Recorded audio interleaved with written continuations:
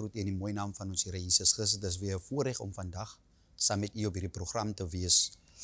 Ek wil net so vra dat ons vandag weer na die woord van die Here gaan in Lukas 23 en net gou ons oë sluit. Vader, ons dank u vandag, Here, weer vir 'n voorreg om u woord te kan, om u woord, Hemelse Vader, Here, te kon deel, my God. Ek bid, Hemelse Vader, dat elke luisteraar, Here, die woord van u sal ontvang, Here, dat hulle dit sal ervaar, Here, en aanvaar, my God, in Jesus magtige naam. Ek bid, Hemel, die seëninge van u, Hemelse Vader, op elke woord, Here, wat uitgaan, elke boodskap, elke bemoediging, my God, Hemelse Vader, in Jesus Christus naam. Amen. Amen, dierbares. Ons gaan na Lukas 23 vanaf versie 38. Waar die Bybel sê, en daar was ook 'n opskrif bokant hom geskrywe in Griekse en Romeinse en Hebreëse letters. Hy is die koning van die Jode. En een van die kwaaddoeners wat opgehang is, het hom gesmaad en gesê, as u die Christus is, verlos u self en ons. Maar die ander een antwoord en bestraf hom en sê, vrees jy ook God nie, terwyl jy in dieselfde oordeel is. Ons tog regverdiglik, want ons ontvang die verdiende loon vir ons dade, maar hy het niks verkeerd gedoen nie.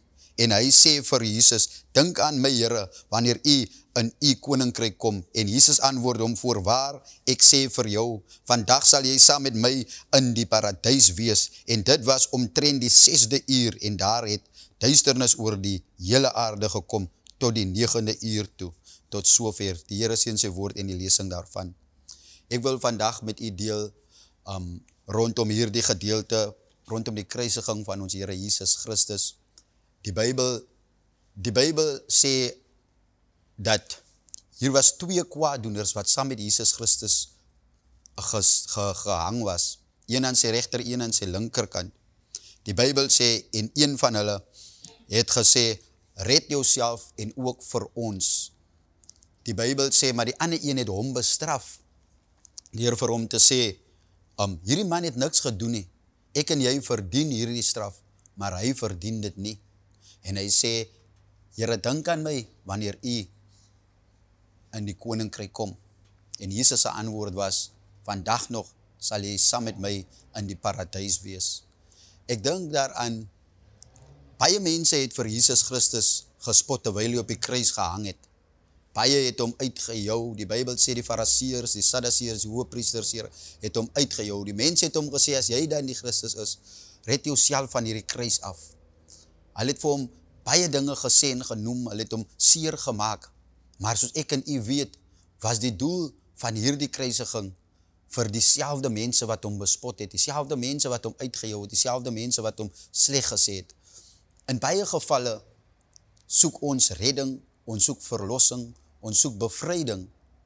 Maar wanneer dit seer maak, dan is ons nie bereid om deur daardie pyn te gaan nie. Ons wil verlos word van ons omstandighede, ons wil vry word van ons probleme, maar ons wil nie deur die pyn gaan om vry te wees nie. Ons wil nie die verantwoordelikhede van seer kry en pyn vat om vry te word nie. Die Bybel leer my in hierdie skrifgedeelte dat Jesus gaan deur 'n pyn en mense verlekker hulle in hierdie pyn. Mense verlekker hulle in Jesus Christus se seer kry. Selfs die manne wat saam met hom gekruisig word, die man bespot vir Jesus. Maar die manier hoe hy vir Jesus spot, is op so 'n manier dat hy ook vra met 'n slinkse draai, vra hy ook, red jouself en ook vir ons. Hy bespot vir Jesus, maar hy wil ook gered word. Hy wil ook verlos word. Baie maal dan kom ons by sulke geleenthede waar ons soek 'n deurbraak, ons soek oorwinning, ons soek deurbrake, maar ons wil dit nie direk vra nie, so ons kom met 'n draai, omdat ons nie wil bely nie, omdat ons nie Christus wil aanvaar nie. Want die man hang op die kruis, maar hy bespot vir Jesus, hy weier om vir Jesus Christus, om voor Jesus te bely. Ek kyk na hierdie skrifgedeelte en ek sien baie maal aan, ons soek so baie dinge in die lewe. Ons soek so baie dinge in die lewe, maar wanneer dit kom om die regte dinge te doen en te erken daaroor, dan wil ons dit nie doen nie. Al lyk dit vir ons, al lyk dit ook hoe moeilik, al lyk dit ook dat ons kan daar is 'n moontlikheid, wil ons nie die regte ding doen nie. Dus die Bybel sê, daarom sê Paulus, dit is so swaar om reg te doen, maar dit is maklik om verkeerd te doen. Ek en u sit soms in omstandighede en ons het nie 'n brood by die huis, ons het nie 'n voorsiening by die huis nie. Jy is dalk 'n enkel ouer, jy is dalk 'n enkel pa. Dinge is dalk net moeilik, jy het nie 'n werk of iets nie, maar jy wil nie Jesus Christus bely nie. Ek kyk na die ander man wat sê, Here, dink aan my wanneer u in die paradys kom. Hierdie een het erkenning gegee dat hulle verkeerd gedoen het. Hy sê, hy het verkeerd gedoen, hulle verdien hierdie straf. Maar Jesus verdien dit nie. Baie maal die dinge wat ek en u deurmaak, wat nie so lekker is nie. Ons verdien dit vir ons optrede, vir die foute wat ons maak, vir die verkeerde dinge wat ons doen. Ons verdien dit. Maar ons erken dit nie teenoor God, dat ons fouteer het nie. Die belangrikheid hier in hierdie boodskap is dat ons moet erken wanneer ons fouteer het. Hierdie man het erken dat hy fouteer het. Hy het erken. Hy sê ons verdien hierdie straf. Ons verdien dit, want ons het verkeerd gedoen. Hoeveel van ons is bereid om te erken wanneer ons verkeerd gedoen het? Hoeveel van ons is bereid om ons trots in ons sak te steek en te sê, nee, ek het fouteer, vergewe my. Hoeveel van ons is bereid om dit te doen? Wanneer laas het jy vir 'n vriend of vir jou ma gesê, mami, ek is jammer vir dit wat ek gedoen het? Wanneer laas het jy vir die vader gesê, Here, ek het gefouteer, maar vergewe my vir dit wat ek verkeerd teenoor u gedoen het? Dit is so belangrik dat ek en u moet leer om te erken wanneer ons fouteer het, wanneer ons foute gemaak het. Ons foute moet vir ons nederig maak, ons foute moet vir ons humble maak, ons foute moet toelaat dat ons verbeter daarin, sodat ons nie weer dieselfde foute kan maak nie.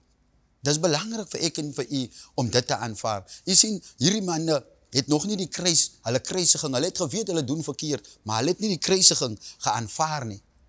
Maar Jesus Christus het met vrye wil, hy het dit geaanvaar van, hy het gesê, hy moet gaan. Hy moet hier dit gaan. Hy moet gekruisig word. Hy moet gekruisig word. Hy het hierdie dinge aanvaar. Wanneer ons dinge hierdie lewe moet gaan, wanneer ons moet seer kry of deur sekere situasies moet gaan, wat ons self veroorsaak het, en ons moet dit aanvaar, want dis ons skuld, dan wil ons nie daardeur gaan nie. Maar hier het Jesus deur iets gegaan, wat nie in sy skuld was nie. Wat nie eens vir hom was nie. Maar hy het hier dit gegaan. En baie het hulle verlekker daarin. Selfs mense wat hy gehelp het, mense wat hy voor omgegee het hulle verlekker daarin. Sy eie navolger het hom verraai. Sy eie navolger het hom verraai.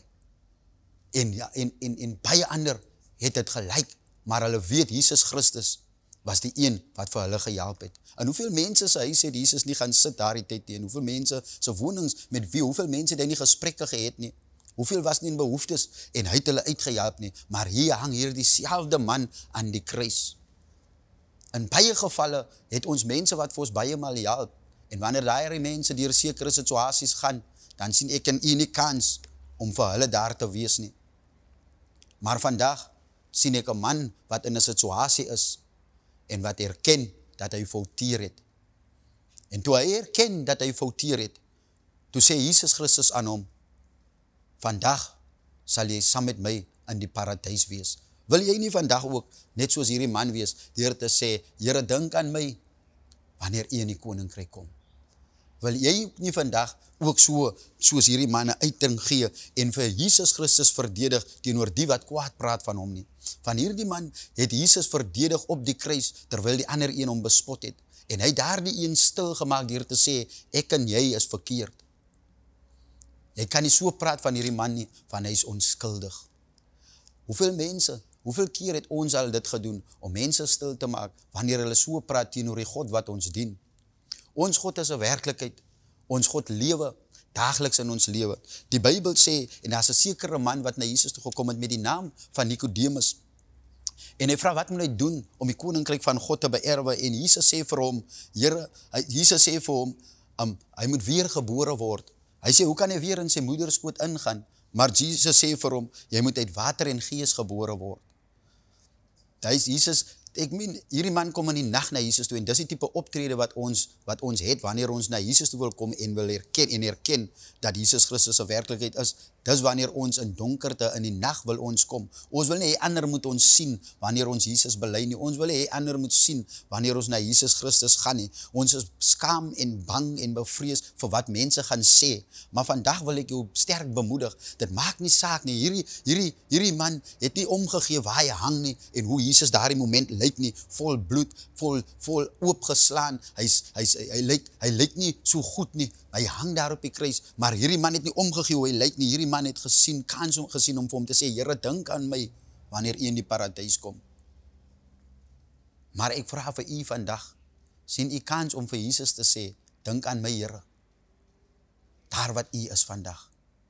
Dink aan my Here, wanneer u in die paradys kom.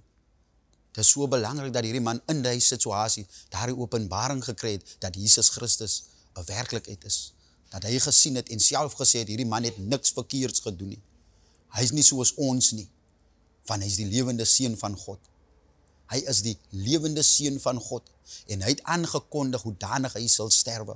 Hy het aangekondig waar hy sal gaan. En hy het ook gesê, en julle wat my navolgers is, hy het vir hulle gebid en hy het geweet, want hy het geweet waar hulle sal gaan. Vandag is ek en u daar en ons verkondig ook die evangelie. Ons is besig om Jesus Christus te verkondig en mense kruisig ons soms. Mense gooi soms stene na ons toe. Selfs terwyl ek besig is met hierdie boodskap, is daar dalk iemand wat 'n steen gooi na my toe, wat my kruisig, wat dalk iets negatiefs sê. Maar ek kan nie laat dit my terughou nie. Ek moet nog altyd doen wat God van my verlang om te doen, deur sy woord te verkondig. Want dis nie my woord nie, maar dis God se woord. En sy woord is vandag, dat daardie man saam met hom in die paradys sal wees. Vandag nog sal hy saam met my in die paradys wees. Nicodemus het gevra wat hy moet doen.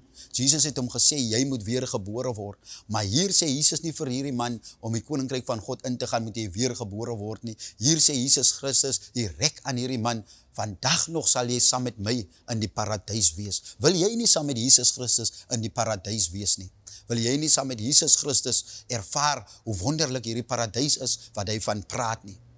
Is nie nodig vir jou om te wag tot een dag of tot môre of tot volgende jaar nie, maar dis belangrik dat jy nou die besluit neem. Van ons besluite het results, ons besluite het nagevolge. Elke besluit wat ek en u neem, het 'n effek op ons kinders, dit het 'n effek op ons huisgesinne, dit het 'n effek op die vir wie ons liefhet.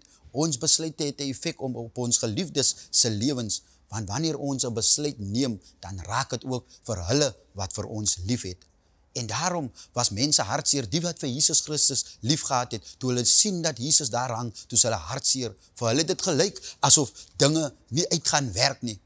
Maar Jesus het geweet wat kan gebeur, wat sal gebeur as hy bereid is om deur hierdie kruis dood te gaan. En kyk wat gebeur, 'n man gaan saam met hom na die paradys toe, terwyl hy op die kruis hang.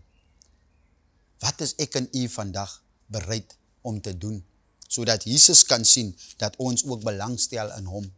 Is ons bereid om hom te verdedig? Is ons bereid om sy evangelie te verkondig? Is ons bereid om met mense te deel dat hy 'n lewende seun van God is? Is ons bereid om vir mense te sê dat is net hy wat hulle lewens kan verander? Here Jesus Christus is ons redder en hy is ons verlosser en hy is ons saligmaker. Gee Jesus Christus altyd deur 'n kans in jou lewe en hy sal jou paie vir jou gelyk maak. Die Bybel sê, hulle het hom bespot. Is maklik om mense te bespot. Is maklik om iemand wat altyd reg doen of goed doen te bespot. Ons het 'n neiging, wanneer hulle deur swaar tye gaan of deur 'n slegte tyd gaan, dan spot ons hulle uit. Wanneer iemand wat altyd suksesvol is, net 'n swakte het in sy lewe, dan spot ons hom uit. Dan praat ons oor die swakheid. Maar wanneer dit goed gaan en dinge voorspoedig is, dan praat ons oor die goedheid, oor dit ook. Maar ons het altyd iets negatiefs om oor dit te sê. Maar hier is vandag 'n man wat sê, dink aan my Here, wanneer u in die paradys kom. Is u bereid om dieselfde vir Jesus Christus te sê? Ek wil vandag vir u 'n gebed doen. Vader, Dis in die magtige naam van Jesus Christus wat ek na u toe kom. En ek bid, Here, dat u, Hemelse Vader, aan diegene sal dink wat na hierdie program kyk. Dat u aan hulle sal dink, Here, en dat u hulle, Hemelse Vader, lewens sal verander in die naam van Jesus Christus. Ek dank u, Here, vir die wonderwerke wat u verrig in hulle lewens. Ek dank u, Here, dat u vir hulle deurkom, Here, vir dit wat hulle nodig het, my God. Selfs hulle wat vandag bid en vra dat u, Here, 'n weg sal maak. Ek bid dat u vir hulle sal deurkom, my God. Van, Here, die doel van hierdie kruisiging, Here, was nie te vergeefs nie. Here, dit was vir die redding, Hemelse Vader, en die wassing van almal se sonde en oortredinge. Here, u was die ewige offer, my koning. En u het dit kom doen, my God, die perfekte offer, Here, vir ons almal se oortredinge. U het dit weg kom neem, Here Jesus Christus. Help ons dan om u net te aanvaar. Help hulle wat kyk vandag om u te aanvaar, Here, om u aan te neem, Hemelse Vader, Here, en u te dien in gees en in waarheid, my God. Ek loof u vandag, ek prys en ek aanbid u, my koning, met alle danksegging, my Vader. Amen en amen.